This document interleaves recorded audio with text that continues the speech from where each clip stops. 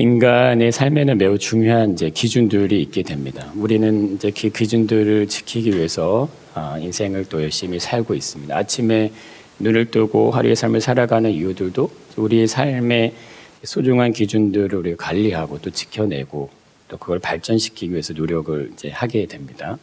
내 어떤 몸의 건강, 내 나의 생각, 우리의 마음, 삶을 대하는 어떤 자세들, 인생을 살아가는 방법들 안에는 이 삶에 대한 각자의 기준들이 있다는 거예요. 크고 작은 일들이나 어떤 사건, 사고를 만날 때마다 그것을 대처하고 이해하는 어떤 과정들이 우리 삶에 있습니다. 만남과 헤어짐이 있죠. 사랑과 이별이 있고 고통과 좌절, 어떤 절망, 아픔, 슬픔이 등등의 어떤 수많은 기준들이 우리 삶에서 자리를 하게 됩니다. 인간의 삶은 어쩌 보면은 단순한데 그 내면에 이루어지고 있는 모습들은 다양하다는 거고, 그리고 섬세하고 세밀한 부분들로 존재를 하고 있다는 거죠. 내가 경험하지 못한 수많은 인생의 모습들이 존재를 하고 있고, 어떻게 이런 환경에 살 수 있을까 하는 어떤 삶의 환경들 속에 살아가는 또 많은 사람들이 있게 됩니다. 마실 물이 없어서, 먹을 양식이 없어서, 일할 수 있는 삶의 터전이 없어서 굶주리게 되고, 고달픈 현실을 그냥 버텨야 하는 상황들도 있게 됩니다. 누군가에게는 괜찮을 수 있는 일들도 또 누군가에게는 전혀 또 다를 수 있고, 나에게 쉬운 일이지만 상대방에게는 굉장히 어려운 일이 또 될 수도 있습니다. 나는 재미있고 즐겁고 좋은데 똑같은 일도 상대방은 전혀 다른 느낌을 가질 수도 있게 됩니다. 그러니까 뭘 그런 일로 힘들어하냐 생각이 드는 일에 대해서도 누군가는 그 일 때문에 우울하고 또 좌절하고 절망을 느끼는 또 경우들도 있게 된다는 거죠. 오늘날 우리들이 마주하고 있는 이 삶의 모습들 속에도 환경과 문화 상황이 매우 다양하고 또 특별하게 존재를 하게 됩니다. 그래서 인생의 삶에서 이러한 질문을 우리가 한번 던져볼 수 있습니다. 자, 한번 읽어보겠습니다. 인생에는 정답이 있는가? 뭐라고 얘기를 하시겠습니까? 어떻게 답을 얘기하면 좋을까요? 어떤 답을 내놓으면 좋을까요? 자, 정답이 있다면 정답대로 살지 않는 인생은 모두 오답이 되게 됩니다. 그러면 너무나 불행한 것이 인생이 될 수밖에 없다는 거죠. 무엇을 기준으로 정답을 이야기할 것인가? 물어본다면 정확한 답을 주기도 어렵다는 것을 알 수 있다는 거예요. 삶의 선택권이 나에게 주어진 것이라면 정답을 말하는 거 틀리지 않을 수도 있습니다. 나의 선택에 의한 것이 아니라면 결과에 대한 책임이 온전히 나에게만 있다고 하기에는 어렵다 이거예요. 부모도 나라도 성별도 시간도 내가 선택할 수가 없어요. 내가 태어나 보니 모든 환경이 다 준비가 되어져 있습니다. 내가 독립적인 개체로 성장을 하기까지는 나에게 주어진 환경에서 영향을 받을 수밖에 없다. 그 영향 아래 살 수밖에 없다는 거죠. 태어나 보니 우울한 가정의 환경이 있었습니다. 그 우울감을 내 스스로는 이겨낼 수가 없는 거예요. 태어나 보니 엄마 아빠가 중독에 빠져 있어요. 부부싸움이 끊이지 않습니다. 그런데 인생의 정답을 얘기해주고 그 삶을 살아가라고 말해준다고 해서 그렇게 살 수 있겠는가 하는 거죠. 자유가 없는, 인권이 없는 나라, 이 시대 속에 살아왔던 사람들에게 정답이 있으니까 그렇게 인생을 살아가라고 말을 해준다고 해도 할 수 있는 자유가 존재하지 않으면 불가능하다는 거죠. 폭력적인 부모를 만났다면, 언어적으로, 정서적으로, 감정적으로 불완전한 상태의 생활을 해야 한다면 제대로 된 돌봄도 없고 사랑도 받지 못했고 관심도 받지 못해서 상처만 가지고 성장을 했다면 인생에 대한 정답이 이들에게는요 진짜 어려운 숙제가 될 수밖에 없다는 거예요. 전쟁을 겪고 있는 나라에서 삶과 죽음의 경계선에 있는 사람들에게, 지진으로 인해서 죽음의 공포를 직접 보고 있는 사람들에게 인생의 정답은 그들에게는 위로와 희망이 되지 않는다 이겁니다. 질병과 가난 속에서 태어난 사람들, 제대로 배우지 못하고 제대로 대우받지 못한 사람들, 나라가 없이 난민의 삶으로 태어난 이들에게 인생의 정답이 무슨 의미가 있겠냐 이거예요. 평생 노예로 살아야 된다면, 평생 종의 신분으로 살아야 된다면, 자유도 권리도 주권도 없는 삶의 자리에 살아야 된다면 이들에게 인생은요 축복이 아니라 저주가 될 수도 있다는 거죠. 자, 그렇다면 정답이 아니라면 무엇이라고 말을 해줄 수 있을까 하는 거예요. 인생은 이렇게 얘기할 수 있습니다. 한번 읽어보겠습니다. 인생은 정답이 있는 것이 아니라, 그럼 뭐가 있냐 이거. 인생은 정답이 있는 것이 아니라 뭐가 있습니까? 옳은 길이 있다 이거예요. 인생은 정답을 찾는 게 아니고 옳은 길을 따라가는 겁니다. 그래서 찬송가 가사에 이런 가사가 있잖아요. 옳은 길 따르라 의의 길, 세계 만민이 참된 길. 그러면 실수나 실패, 내 안에 부족한 어떤 인격, 감정, 기질을 어떤 사람이든 다 가지고 있다는 거예요. 완벽하게 훌륭한 인격을 가지는 것이나 감정과 생각이 항상 올바른 방향에 흘러가는 것이 이게 어려운 일일 수 있습니다. 그래서 중요한 것은 인간의 삶은 늘 정답을 따라가려고 하는 것이 아니라 보충과 보완의 자세를 가지고 살아가는 것이 현명하고 지혜로운 모습이 될 수도 있다는 거예요. 아기가 태어나서 스스로 걸음을 하기 전까지 먼저 배우는 것이 있습니다. 그러니까 무엇을 배울까요? 실패와 실수를 배운다는 거예요. 그런 다음 걸음마를 하게 되는 겁니다. 그런데 이것은 모든 영역에서 다 그렇다는 거예요. 아기가 엄마의 태중에 나오는 순간부터 반복적으로 훈련하는 것은 실패하고 실수예요. 끊임없이 실수하고 또 실수하고 또 실수를 합니다. 그런데 그것이 무한정할 것 같은데 어느 순간 어느 시간이 지나면 잘 해낸다는 거예요. 이것을 이루기까지 필요한 부분이 보완이고 보충이에요. 이것이 필요하다 이거죠. 실수와 실패를 기꺼이 용납해주고 받아주고 이해해주는 대상이 존재를 해야 한다는 겁니다. 그래야 아이들의 성장이 가능하게 됩니다. 누군가가 나의 필요에 대하여 나의 부족함과 연약함에 대하여 책임 있는 관심, 어떤 돌봄, 사랑을 보여줄 때 스스로 자립하는 모습으로까지 성장을 하게 된다는 겁니다. 아이가 반복적으로 실수를 하더라도 부모는 대신에 그걸 다 해결을 해줍니다. 기저귀도 갈아주고 배가 고파오면 먹을 걸 준비해서 먹여주고 먹다가 흘리면 다시 닦아주고 주변을 난장판을 만들면 다 정리해줍니다. 치우고 닦이고 입히고 먹이고 반복하고 또 반복하고 또 반복해요. 하루에도 몇 번이라도 옷이 더러워지면 그것을 다 갈아입힙니다. 불편한 거 있으면 다 해결해 줍니다. 내가 잠을 못 자고 설치더라도 아이를 돌보고 다시 잠자리에 듭니다. 아이들이 못하는 걸 보충해 주는 거죠. 아이들이 실수하고 실패하는 걸 보완해 줍니다. 아이들이 이런 과정을 분명하게 지나야 한다는 거예요. 누군가가 아이의 필요에 대한 도움을 반드시 해결해 줄 수 있어야 하는 시간이 주어져 있다는 거예요. 인간에겐 그게 주어져 있는 거예요. 그러니까 보충과 보완이 없이 스스로 건강한 모습으로 성장한 것은 가능하지 않다 이렇게 말할 수 있다는 거죠. 이러한 과정은 육신적인 돌봄만 만들어주는 게 아닙니다. 정서적인, 감정적인, 사회적인 모습까지 인간의 삶에 필요한 전 영역이 함께 성장하고 발전을 이루게 된다는 거예요. 자, 그런데 이런 아이들의 행동 발달 과정을 실패와 실수로 정의하는 것은 어디까지나 정상적인 활동을 하는 시각에서 보는 관점이라고 할 수 있다는 거예요. 아이들 입장에서는 이것은 당연한 행동의 모습들이라는 거예요.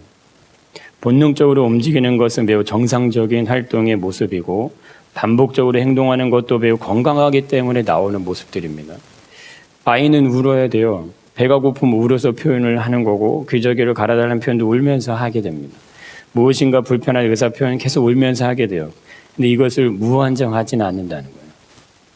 누군가가 이것을 제대로 받아주면서 아이가 성장을 할 때는 시간이 지나면서 발전하고 개선되는 모습들이 나타나게 된다는 거예요. 스스로 무엇인가 해낼 수 있는 모습으로 준비가 되어집니다. 자, 그러나 이것이 제대로 되지 않을 때 누군가가 이것을 제대로 이해해주지 못한 상황에서 성장할 때는 무엇인가에 대한 부족함들이 생겨난다는 겁니다. 이것이 결핍으로 채워지지 않는 어떤 요소들을 가지는 모습으로 성장을 이루게 합니다. 차이는 무엇일까요? 기준의 차이가 있다고 할 수 있습니다. 아이에게 관점을 두느냐, 나의 관점, 어른에게 관점을 두느냐에 따라서 실수와 실패의 정의로 다를 수 있다는 거예요. 나의 관점에서 아이를 대하게 되면 아이가 실수와 실패를 반복할수록 울음소리가 계속될수록 아이를 키우는 것이 힘겹게 느껴지고 육아가 매우 어려운 것처럼 느껴질 수 있습니다. 이 힘든 일을 내가 왜 하지? 하는 마음이 생겨날 수도 있다는 거예요. 재미와 기쁨과 즐거움이 아니라 그냥 짐처럼 느껴질 수 있습니다. 내 삶이고 나의 인생인데 아이에게 매어서 이렇게 시간을 보내는 것이 아니라는 생각이 들 수도 있다는 거예요. 아이를 위해서 수고하고 노력하는 것이 아깝게 느껴질 수도 있습니다. 그러나 이것이 정상적인 발달의 모습이고 아이들이 성장하면서 만나게 된 모습이라는 것만 제대로 알고 있어도 때에 맞는 보완과 보충은 어렵지 않게 이루어질 수 있다는 거예요. 어째서 그렇게 할 수 있냐? 나도 부모가 된 우리들도 모두 그런 시간을 지나왔기 때문입니다. 그래서 생육과 번성이 되는 거예요. 무한한 실패와 실수를 반복하면서 우리는 어른이 되었습니다. 지금의 자리, 삶의 자리까지 올 수 있었다는 거예요. 물론 정도의 차이는 다 있습니다. 다 있죠, 정도의 차이는.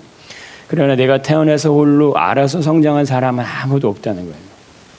누군가는 분명히 보살핌과 돌봄, 인내, 희생의 모습들이 없이 삶을 영위할 수 있는 사람이 없다는 거예요. 지금 나에게 소중하고 중요한 일은 아이에게 필요한 것들에 대한 충분한 돌봄이라는 사실이 먼저가 된다면 마음도 생각도 자세도 모두 달라질 수 있습니다.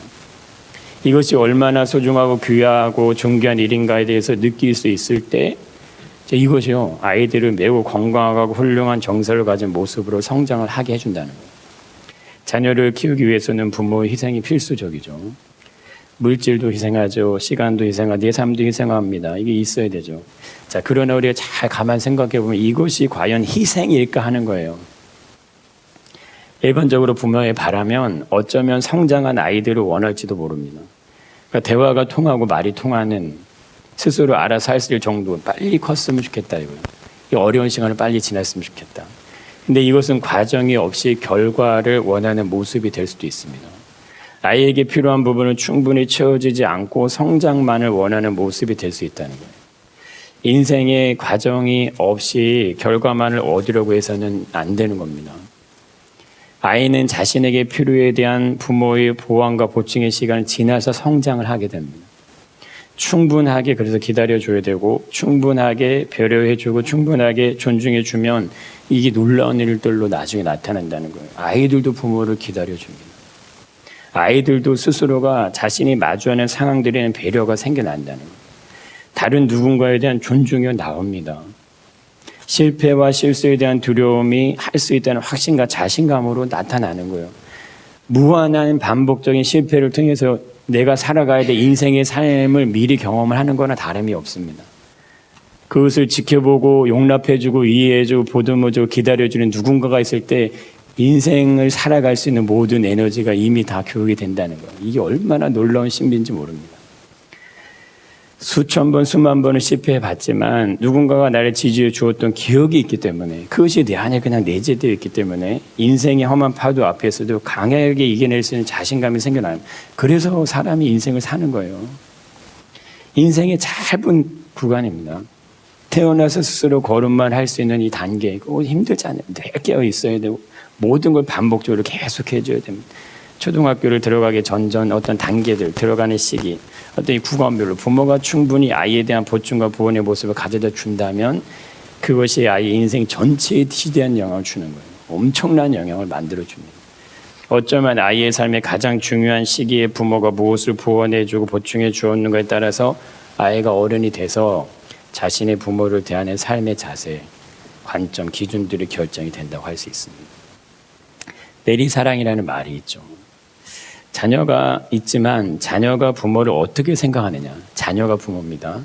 자녀가 부모의 존재에 대한 존경, 배려, 관심, 사랑이 있다면 이것은 부모가 자녀가 태어난 이 순간부터 필요로 했던 부분들을 충분히 채워줬기 때문에 나타나는 모습들이라는 거예요. 이것이 인생은 정답을 찾는 것이 아니라 옳은 길을 가는 것에 대한 좋은 예가 될 수 있는 겁니다. 사람은 늘 항상 어느 순간에나 타인에 대한 배려와 존중에서 자신의 성장과 발전이 일어나게 됩니다. 지식을 쌓고 기술을 배우고 학문을 익히는 건 스스로 가능합니다. 그러나 인격이 준비가 되고 성품이 준비가 되고 사회성이 준비되는 과정 스스로가 할 수 없는 영역. 이건 스스로는 안 됩니다. 부모를 존경하고 가정을 소중하게 여기고 사회에서 자신의 자리의 삶에 대한 책임감을 가지는 가치를 가지는 건 이건 스스로 배울 수 없는 영역입니다. 누군가로부터 배워줘야지만 알 수 있는 거라는 거예요. 누군가가 나에게 그거를 직접 보여주는 모델이 있어야 내가 그걸 익힐 수 있다는 겁니다. 이것이 생육하고 번성하는 일에 담긴 인생의 비밀 중에 한 가지입니다. 부모는 아이를 통해서 함께 성장을 하는 겁니다. 무엇이 올바른 것인가를 아이를 통해서 배우는 거고, 아이의 눈높이에서 함께 웃고 함께 울면서 인생의 참된 의미를 배워가는 거예요. 그렇게 창조주가 그런 사이클을 인생에 준 겁니다. 그렇게 어른이 되어가는 과정을 만들어 갑니다. 끊임없이 자신을 희생해야 하는 순간을 마주할 때마다 인내를 배우는 거고, 내 노력의 한계를 경험하면서 내 부족함을 인정하고 내 자녀조차 제대로 사랑하지 못하는 모습에 대한 깨달음을 통해서 인간이 가지는 연약함을 배우는 거예요. 내 자녀가 소중하듯 다른 사람에 대한 배려, 또 인정, 섬김도 알아가게 됩니다. 놀라운 인생의 가치이고 인생의 이 사이클이에요. 이거 하나님이 창조주가 우리에게 주시는 사이클이에요. 하나님께서 인간에게 주시는 축복의 훈련 장소, 그게 가정입니다. 그게 가정이에요. 정답을 찾으라고 한다면 이게 어려운 일이 돼요. 근데 이것은. 그러나 옳은 길을 가려고 한다면 당연히 가야 되는 길이 자녀를 낳고 키우는 과정을 통해 부모가 되고 인생을 배우고 삶을 이해하는 거예요. 실수와 실패가 우리의 인생에 있다는 것은 더 나은 모습으로 발전에 대한 기대를 가지고 있기 때문입니다. 그러니까 성장하기 위해서, 발전하기 위해서는 실수가 나온다는 거예요. 나올 수밖에 없다는 거죠. 왜 그럴까 했을 때 해보지 않았어요. 경험이 없어요. 그리고 익숙하지 않아요. 그래서 반복적으로 실수하고 실패를 통해서 배워가는 겁니다. 그게 내 몸에 익혀질 때까지 계속 반복하는 거예요. 우리 인생도 그렇다는 거죠.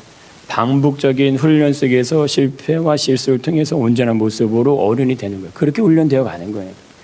발전하지 않으려면 도전을 아예 하지 않으면 됩니다. 아이들이 내가 막 하잖아요. 그 모습 속에는 본능적으로 발전을 이루려는 시도가 끊임없이 담겨 있다는 거예요. 내가 하면서 계속 나는 발전하고 싶다는 의사표현을 한다는 거죠. 그렇게 인생이라는 일을 배우는 단계가 태어나는 순간부터 우리들 안에 주어져 있다는 거예요. 부모는 아이를 키우면서 내 자녀를 길러내면서 사회성을 배우고 관계성을 배우고 희생과 섬김의 마음을 또다시 배우게 됩니다.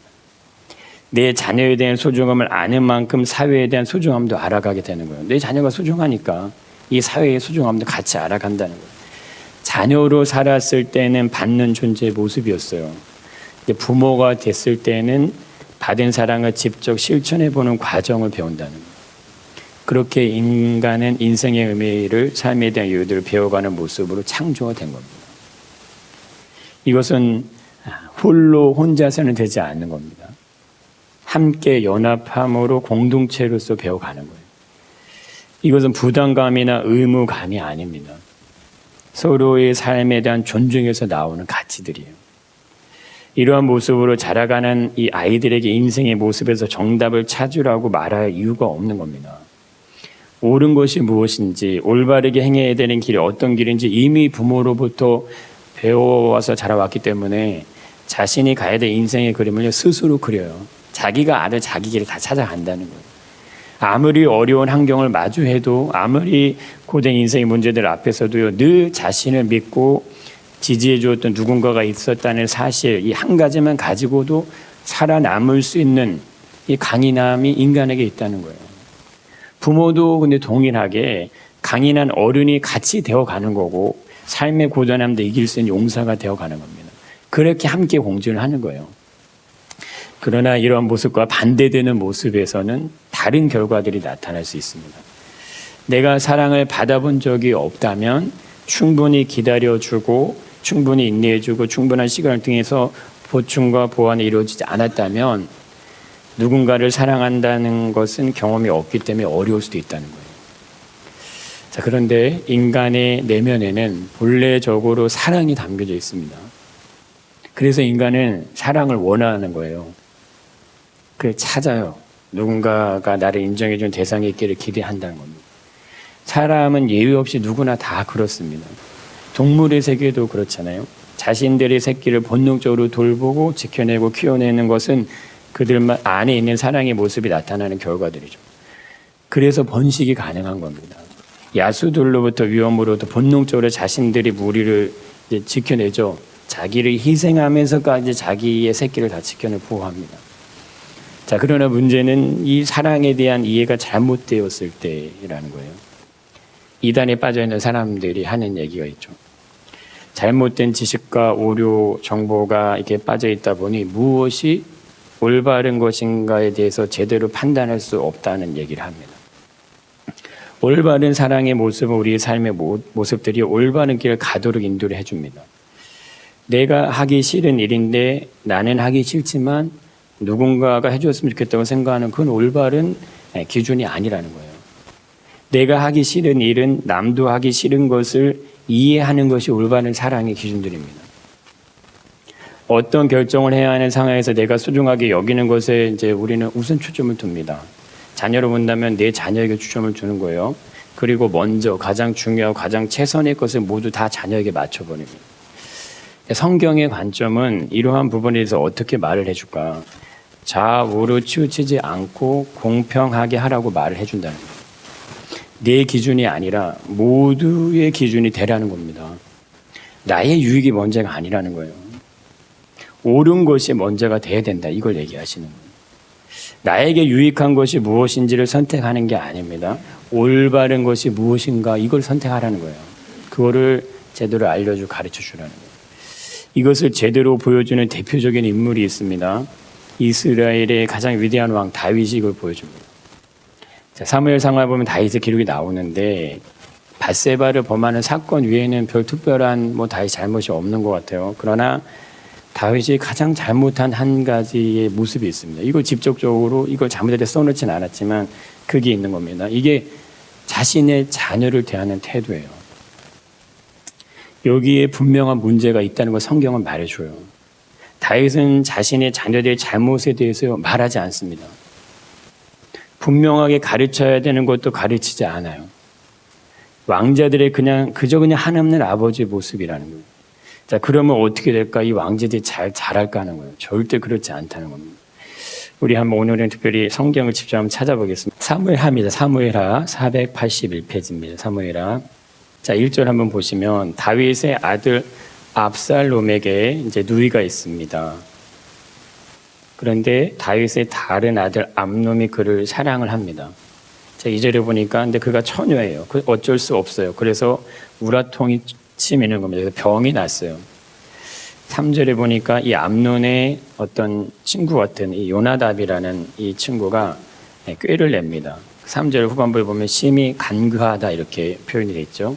이 간교한 요나답이 꾀를 내서 5절에 보니까 자, 아프다고 해라. 침상에 누워있을 때 다윗이 너를 보러 오거든. 그에게 얘기를 하라 이거죠. 다말이 와서 내게 떡을 먹이되 내가 보는 데서 떡을 차려 그 손으로 먹여주게 해주세요. 자, 그럼 내 병이 낫겠습니다. 이렇게 얘기했다는 거죠. 7절에 보시니까 다윗이 다말에게 이것을 얘기합니다. 내 오라버니가 아프니까 가서 음식을 차려줘라.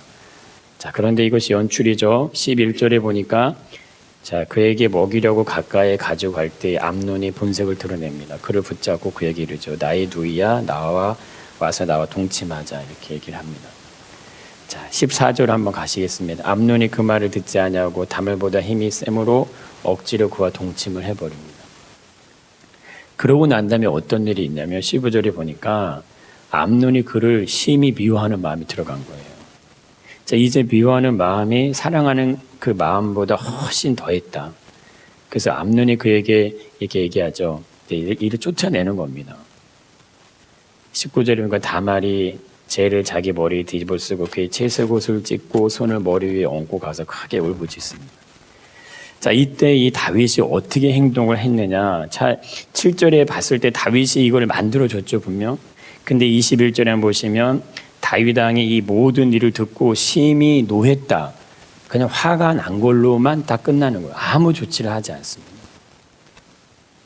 엄벌을 내리든가 문제에 대한 징계를 내려야 되는데 아무 일도 하지 않는 거예요. 그 일이 없습니다. 자, 그러면 이 사건이 나중에 어떻게 전개가 될까요? 암논은 다말의 오라버니 압살롬에게 죽임을 당합니다. 그리고 압살롬이 반란을 일으켜서 다윗은 자기 아들에 의해서 죽임을 당할까 봐 도망자가 되는 신세가 됩니다. 이게 왕상 1장에도 동일한 또 모습들이 나옵니다. 다윗이 나이가 많이 늙었는데 솔로몬이 왕이 되기 전에 또 다른 아들, 이 아도니아라는 아들이 반역을 일으킵니다. 근데 뭐라고 표현이 나오냐면, 자, 그는 압살롬 다음에 태어난 자요, 용모가 심히 준수한 자라. 그의 아버지가 내가 어찌하여 그리 하였느냐고 하는 말을 한 번도 그를 섭섭하게 한 일이 없다 이거예요. 한 번도 그를 나무라지 않았다. 좋은 표현이지만, 근데 결국 어떻게 합니까? 반역을 일으키는 거예요. 그래서 자기가 왕이 스스로 되려고 합니다. 아도니아 어떻게 될까요? 결국엔 솔로몬에게 죽임을 당합니다. 아도니아를 따랐던 자들도 죽임을 당해요. 이게 무슨 일인가 하는 거예요. 자, 그의 아들들에 관해서 다윗은요, 절대 올바르게 행하지 않았습니다. 아무것도 하지 않았어요. 근데 그것이 결국 다 죽음으로 멸망으로 끝납니다. 결국 어떻게 됩니까? 다윗의 아들 솔로몬도 신앙을 배교할 수밖에 없고, 그의 나라 이스라엘은 남북이 나뉘어지면서 결국에는 다 멸망의 길을 간다는 거예요. 성경은 사랑을 무조건적으로 용납하고 용서하고 관용을 베푸는 것이라고 말하지는 않습니다. 하나님은 아담과 하와를 사랑하셨습니다. 그래서 선악의 열매를 먹지 말라고 말씀해 주셨습니다. 선악의 열매를 먹으면 안 된다는 것에 대한 기준을 제시하신 거죠. 하나님과 아담의 관계가 올바르게 가려면 선악과를 먹지 않아야 갈 수 있습니다. 근데 문제는 정답을 아무리 알고 있다 하더라도 그것을 지키고 행할 수 있는 기준이 없다면, 올바른 것을 행할 수 있는 그것이 없다면 아담은 언제든 옳은 길을 선택하지 않을 수 있다는 사실이에요. 성경 전체에서 가장 슬픈 내용이 기록된 게 창세기 3장입니다. 하와가 뱀에게 유혹을 받습니다. 하지 말아야 하는 것을 근데 하게 되는 이 사건이 일어나죠. 하나님이 너무나 사랑하시는 아담인데도 하나님은 아담을 에덴 동산에서 그냥 쫓아내 버리십니다. 에덴 동에 쫓겨난 인간은 에덴 동에 누렸던 이 모든 영광을 그냥 다 잃어버려요. 다 잃어버려요. 다. 자, 이것을 우리들이 생각하는 어떤 사랑의 기준으로 본다면 무엇인가 좀 맞지 않는 느낌이 있어요. 하나님의 형상대로 만들었다고 하고 하나님의 모양대로 창조되었다고 하는데 어떻게 아담이 뱀의 유혹을 한다고 해서 넘어갈 수 있냐 이거예요. 하나님의 사랑을 받았다고 하는데 또 말씀을 어겼다고 해서 에덴 동산에서 쫓겨난 이 인간의 모습을 살아가게 하시는 것도 사랑의 의미와 걸맞지 않지 않냐 이렇게 생각이 들 수도 있다는 거예요. 그러나 이것이 성경적인 사랑의 기준입니다. 나의 유익이 아니라는 거예요. 옳은 길에 대한 선택입니다. 올바르지 않은 것에 대해서 바른 가르침, 그게 성경적인 사랑의 기준입니다. 나의 유익을 먼저 생각하고 나의 유익을 먼저 구하는 것은 올바른 선택이 아니라는 거예요. 내가 원하는 선택을 하게 그냥 만들어 버립니다. 아담과 하와가 그렇게 하는 거예요. 자신들의 유익만을 생각하게 될 때 올바른 것에 대한 기준을 지키지 못하는 겁니다. 하나님 분명 먹지 말라고 했는데 그걸 못 지켜내는 거예요. 뱀의 유혹 앞에서 너무 쉽게 그냥 무너집니다. 너무 쉽게 아무 고민 없이 무너진다는 거예요. 그리고 우리의 신앙도 우리의 믿음도 늘 내 자신의 모습에 대한 바른 이해를 이제 가지는 것이 정말 필요합니다. 점검해보는 게 필요하다는 거예요. 내가 하나님을 믿고 있고 알고 있고 찾고 있다면 나는 옳은 길을 따라 살아가고 있는가 하는 거예요. 하나님께서 인생에 대한 정답을 지정해 주셨다면 아담은 선악과를 먹지 않았을 겁니다. 그 정답이 무엇일까요? 그러한 유혹을 받지 않도록 창조를 하면 되는 겁니다. 아예 그런 거 존재하지 않을 수도. 자, 그러나 그렇지 않고 먹으면 죽는다는 정답을 말씀해 주셨다는 것은 먹을 수도 있고 먹지 않을 수도 있는 기준을 두셨다는 의미가 되는 거죠. 자, 이것은 먹지 않으면 안 죽는 것인데 먹으면 죽게 되는 것으로 연결이 되기 때문에 결과적으로 올바른 것에 대한 선택을 아담으로 하여금 할 수 있게 하셨다는 의미예요. 인생의 정답이 있는가? 신앙의 정답이 있는가? 자, 그것을 알고 있다면 사람은 인생의 정답의 길을 갈 수 있냐? 인간의 믿음의 정답의 길을 갈 수 있냐? 정답이 있다는 것을 알고 있다고 해도 그것을 지켜낼 수 없다는 걸 보여주는 게 창세기 3장이에요. 인간은 그 길을 갈 수가 없습니다. 그래서 감사한 거예요. 그래서 너무 고맙고 기쁘고 즐거워할 수 있는 거 거기 있는 겁니다. 항상 기뻐하고 쉬지 말고 기도하고 범사에 감사라는 말씀의 의미가 우리에게 주어질 수 있는 이유도 거기 있는 거예요. 너희들이 그렇게 할 수 있는 존재이기 때문에 그걸 얘기하시는 게 아니고 우리는 그걸 할 수 없는 존재이기 때문에 그렇게 하라고 하시는 거예요. 인간은 스스로는 완벽할 수 없다는 겁니다. 내가 아무리 뛰어나게 훌륭하게 나를 단련하고 준비하고 노력해서 지혜와 지식을 가지게 되더라도 모든 인간은 인간이 가지는 욕심의 지배를 받는 모습 안에 있게 됩니다. 아담은 완벽했어요. 완벽한 아담이 뱀의 유혹에 넘어갔다는 의미는 인간의 본질에 대한 설명이라고 할 수 있다는 거예요. 이것이 인간이다 이거예요. 이게 인간이다. 이것이 사람이다 이거예요. 그렇다면 뱀의 유혹 앞에서 어떻게 대처를 해야 되냐? 여기에 중요한 포인트가 있는 겁니다. 이것을 우리가 다음 주에 보려고 하는데 이 부분을 누가 보여주세요? 예수님이 광야에서 뱀에게 시험을 받으시며 마귀의 시험 받으시며 그걸 보여주시는 거예요. 어떻게 대처할 것이냐 그걸 보여주시는 거예요. 우리의 삶은요 정답을 찾는 인생 아닙니다. 오늘 하루 내가 정답을 찾기 위해 사는 게 아니에요. 정답을 찾기 시작하면 사람은 절대자로 변해버려요. 절대자가 되면 내 안에 사랑이 사라지기 시작하는 겁니다. 왜? 내 정답 찾기에도 바쁜데 내가 누굴 돌아볼 여유가 없는 거예요. 정답을 찾으려고 할 때 사람은 본질을 잃어버리고 그렇게 무너지는 겁니다. 그렇게 무너져 내리는 거예요. 그래서 정답이 아니라 옳은 길을 찾아야 됩니다. 옳은 길이 뭔지를 항상 매일의 삶에서 그걸 찾아가셔야 돼요.